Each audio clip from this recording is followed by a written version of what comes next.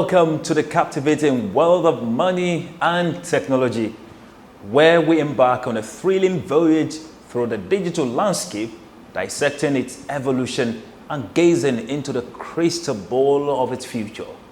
In this digital realm, we're about to unravel the secrets of digital economy, a constantly shape-shifting entity.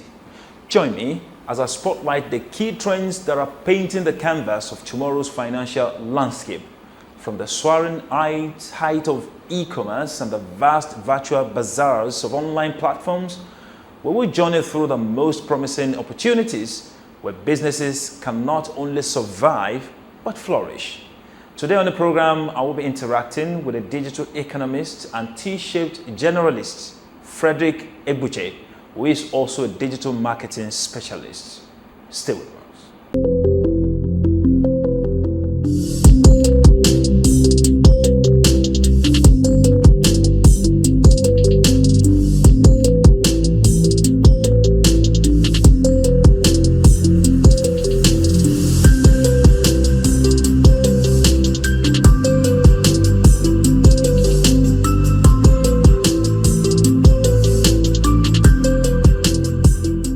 My guest today is a T-shaped generalist with his roots in digital marketing and e-commerce and his branches in data analytics, business intelligence, and project management, among several other things. Distinguished ladies and gentlemen, welcome with me on the show, Fredrick Egbuche.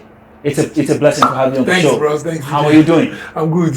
Now, with all this list of what you do, Okay. there's one thing that actually strikes my mind Okay. when you say T-shaped generalist. What does that? I've always heard of specialists. Yes. I don't know about generalists. Generalist. Now, Okay. combining that with T-shaped, T-shaped, what does yes. that mean?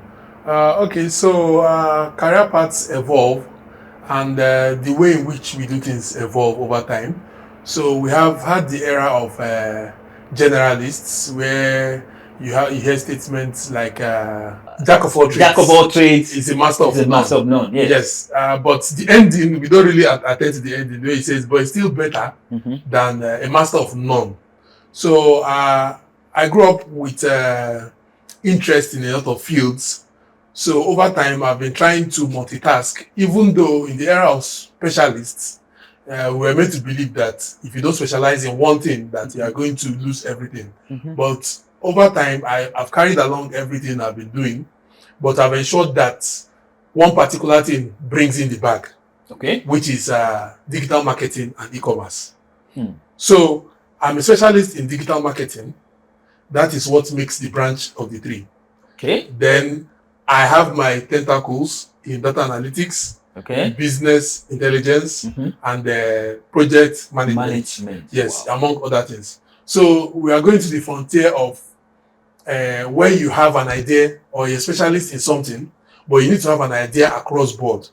So that if I'm working in my department as possibly a growth marketing specialist, I should be able to interpret information from the data analytics department, Okay. also from the project management department. I should be able to know one or two things from there. So that's why I'm a T-shaped generalist. So it's T across board. Okay. Those things I know a little bit about, and then the branch and the stem, which is digital marketing. Wow. So Well, this is so interesting. I think the takeaway from this explanation is that at this current age that we find ourselves right now, you've got to have your legs, inside and Yes. one outside. Yes. In other words, to say that jack of all trades, master of none, you can actually be a jack of all trades and at the same time the master of all. yes. Well, how do you get to be a master of all? This is why we are here today and why we are bringing on this special program. Today we want to look at digital economy, how it has evolved over time, and of course we are lucky to have Fredrick here. Now, let's begin with this simple question. How has digital economy evolved over time, and what key trends do you see shaping in the future? Okay. I will say, as a 90s baby, I'm lucky to be one of the people 90s baby? Yes, 90s baby. Yes. So I'm lucky to be one of the people that transitioned from analog to digital. I'm going to find it difficult to believe. You say 90 baby. So sometimes when I see your posts, I see wisdom of a man of 70s, like I would say maybe it is recent, I would say 80 baby. 80s baby. Okay. I agree with you. But the point I'm trying to make is, I'm fortunate to be part of people that transition from analog to digital. Okay. So I use the telephone, the dialing telephone, which I know if I show my children today, they won't know what it is. Mm-hmm.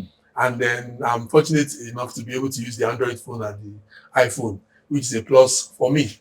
So, and over the years, I've studied the digital landscape and I've seen the progress. And to answer your question, I'm going to use examples. And I'm going to use real life examples. And I don't want to go into technicalities too much because I believe that this is a program that is watched by people across boards, people that know about digital landscape and people that know about it. Yes. Yeah. So I want to make it as simple as possible. So I'm going to use real estate. Okay. So the digital marketing landscape is like real estate. Mm-hmm. And for years now, let's say 1990, yes, they've been having researches in the US and Europe since the 1800s on the digital landscape and how to maximize it. But since the 90s, that's 1990, is it downwards or upwards, we have seen an adaptation of these technologies across other countries. And I would like to use Nigeria as a case study. So somewhere around 1995-96, if you will remember, there was a particular company that we used to do local and foreign transactions, which we called eGold. eGold was a wallet. It was one of the first known wallets that we started using in Nigeria then. It's not popular now because there are a lot of competition. You have different kinds of wallets and all that. So eGold back then, the company was one of the people that dominated the financial transaction landscape. Okay. Now I said initially that I'm using real estate. Mm-hmm, mm-hmm. So the digital landscape is like real estate. Okay. So you buy your real estate and you build what you want to build on it. But now it's online. It's in the cloud. So, and a lot of people have used this digital landscape to do different things over the years, and we see it evolving, growing stronger. People are using different ideas and coming up with different ideas. From eGold, fast forward to 2023, okay, we now have different kinds of wallets. Across Africa. Across Africa as a whole. We have different types of wallets that people use to transact. You can transact in gold, you can transact in Naira, you can transact in dollars, you can transact in Bitcoin and any kind of currency. This is an advancement. This is how they used the digital landscape for financial good. Now, in terms of information, we have Google. Okay.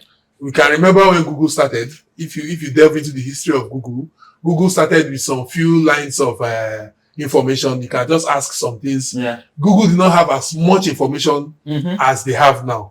But you can see that if Google was a one-bedroom flat then, okay, Google is now like a big country now due to the amount of information they have. So I've talked about using digital landscape for financial gain. I've talked about for information. Now the digital landscape for entertainment too. Back then we used to use Yahoo Messenger.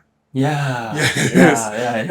Yahoo Messenger, and then you have your modem, and then you want to log into your Yahoo Messenger. You will see your modem speed, maybe your internet speed at maybe 2 kilobytes per second.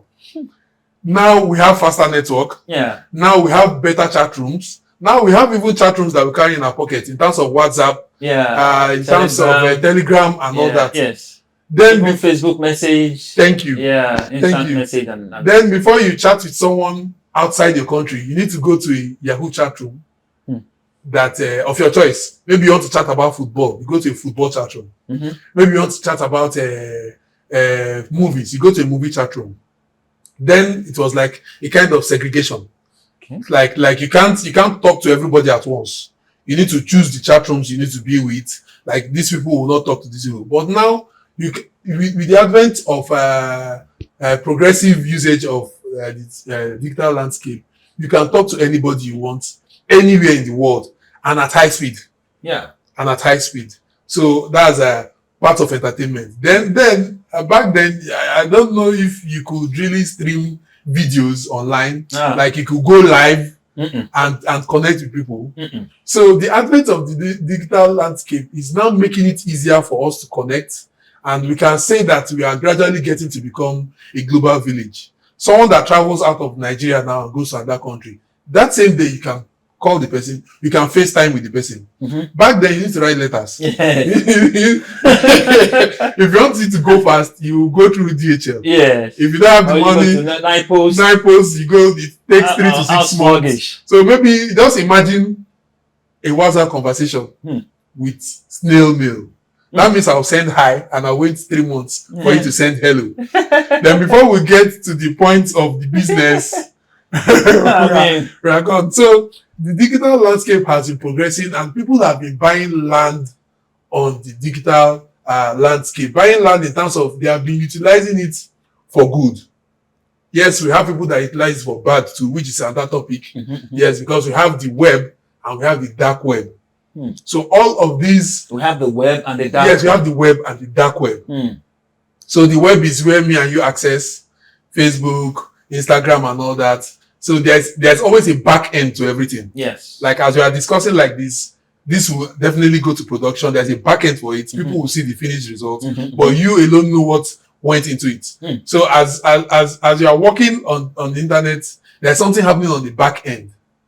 There's something happening on the back end. So the reason why I really love the digital landscape is that no matter where you look or what you look for, you will always find it on the digital landscape. No matter what aim you are looking for. If you want it to be connectivity, if you want entertainment, if you want academia, research, everything you need is online. Just type in the right questions.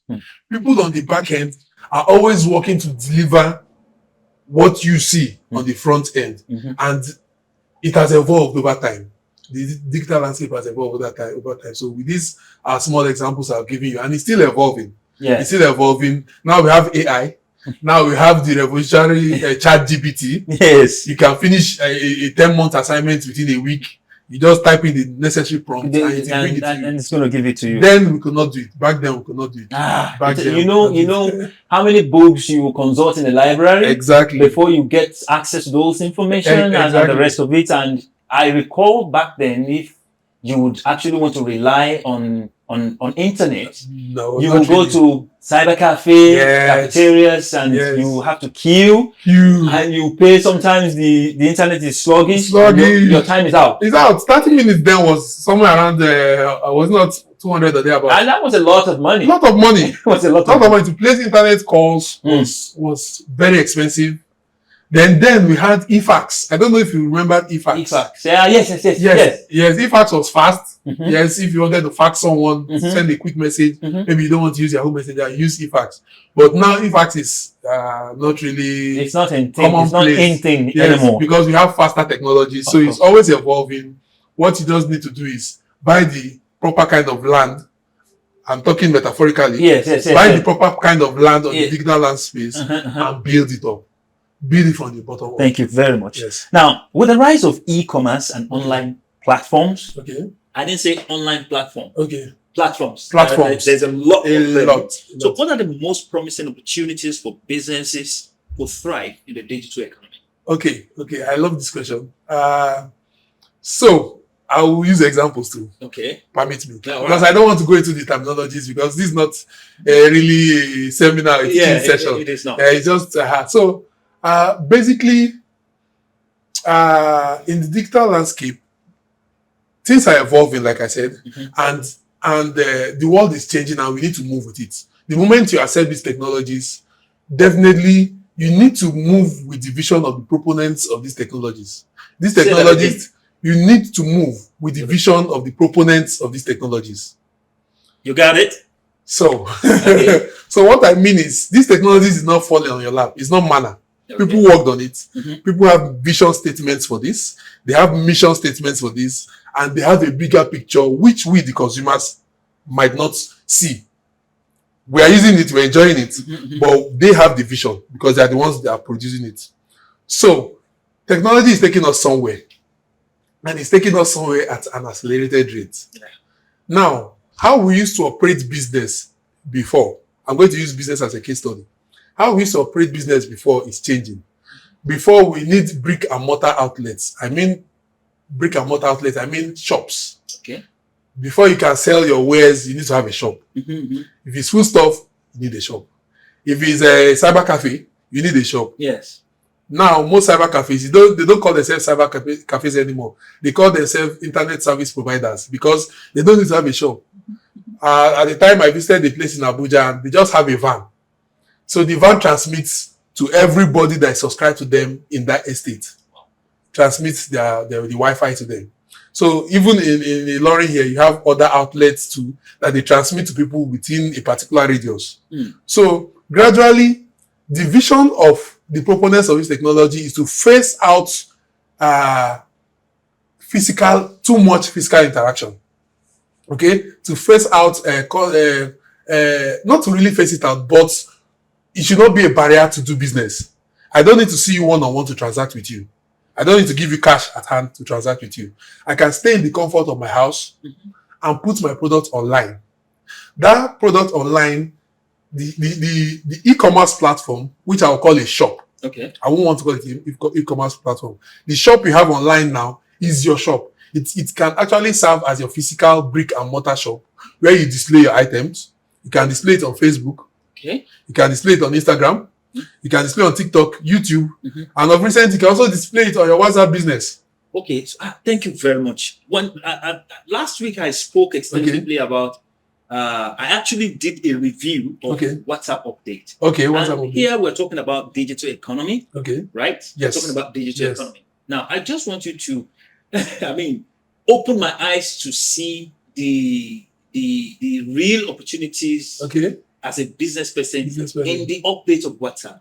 Now, before, if I do the updates, if I post something on my, of course, where you need to display your service or probably your product is status, WhatsApp status. Now, I give it to them by the fact that you can actually archive whatever you post and then for a certain period of time, and then you can post it again or reprogram it as it were. Yes. But you know the way it used to be, the WhatsApp is somehow on a vertical row where the last post people can see exactly what, if not everything. They can see an icon or maybe a thumbnail of either the video or the picture or even the text that you sent so that people can see. And that actually really attracts me sometimes if I see a post on WhatsApp. Now, I'm not deviating. Okay, yes, we are still on track. I'm with you. So, now, if I click on it, I can say, okay, this is exactly why I'm actually checking. Other things might line up before you get to what really attracted you. Yes. But these days, the status has been packed on a vertical scale. Yes, where you only see the DP or what do we call it? Yes, the DP. That's the display picture. Yes, of the person. How is that helping the business? How is that actually helping in this digital economy? Because I never shook my head when you mentioned Facebook. Yes. When you mentioned Instagram and TikTok, other well, at the mention of WhatsApp, I'm like, no. I'm having problem with that. Okay. Just break it down for me. Okay, so you are not talking of the normal WhatsApp. Okay. I was initially talking of the business WhatsApp, but I'm going to take both of them. So let me attend to yours first. the normal WhatsApp. There's a lot of WhatsApp there. There's G1 that people just ghost you. They view what you're doing. You don't know what's going on. There's normal WhatsApp, and now he's talking about business. Since we're discussing business, so explain. Okay, let me take the business WhatsApp first. Then I'll come back to that status issue you're talking about. Okay. Initially, when the business WhatsApp was created, it was created for business people in mind. Yeah. People that they might not have the money or the space. For WhatsApp people that cannot afford it, you use WhatsApp business. Okay. Now, the beauty of WhatsApp business is that you have your space for posting your daily status. Okay. Then you have your space where you can actually upload your product or your service, put the prices, and whatever description you want to. And this stays there permanently. So that means you don't need to update it on status every day. I don't know how to do all those things. You are a digital marketer. So it's not really hard. It's not really hard. It's just if you have the time to invest in doing some little bit of research. I do a lot of research, and I encourage everybody to do a lot of research. Google is your friend. YouTube is your friend. Okay. So you have the space for your status, and then you have a space where when someone comes and checks your profile, the person will see your status, will see your address. You have a space where you can put your opening and closing times. Remember? Really? Yes. Remember, it's not a physical outlet. Okay. It's a device. You are doing it online. But still, they respect you enough to include where you can put your opening and closing hours because of what they call this. Digital wellness. That's what they call digital wellness. Yeah, how you spend your time online and all that, how you rest. Okay, that's another topic. So you can put your timings. Maybe you can put your times that you are always available on Monday, 8 to 12. Okay. And once it's past 8, anybody that checks your status will see that you are closed. Really? Once it's past 12, rather, you see that you are closed. I've never explored. Yes. So there are a lot of settings like that. Okay. Then the beauty of where you have your product glossary or service glossary is that it stays there for life. So what you just need to do is you just now post status to direct people to your glossary. Unlike posting the same status every day, same status update every day. So you can just do a kind of, there's something they call a sales funnel. You can guide people through the sales funnel to your product or your service. Yes, so your status can be used for awareness. Okay. Then when they message you and say, please, what is this? And you interact with them, that's engagement. Okay. Then you now direct them to your glossary and they pay, you have closed the transaction. And then you recycle again. The sales funnel doesn't close. Okay. This is a concept in digital sales and marketing. The sales funnel doesn't close, but you guide them through it.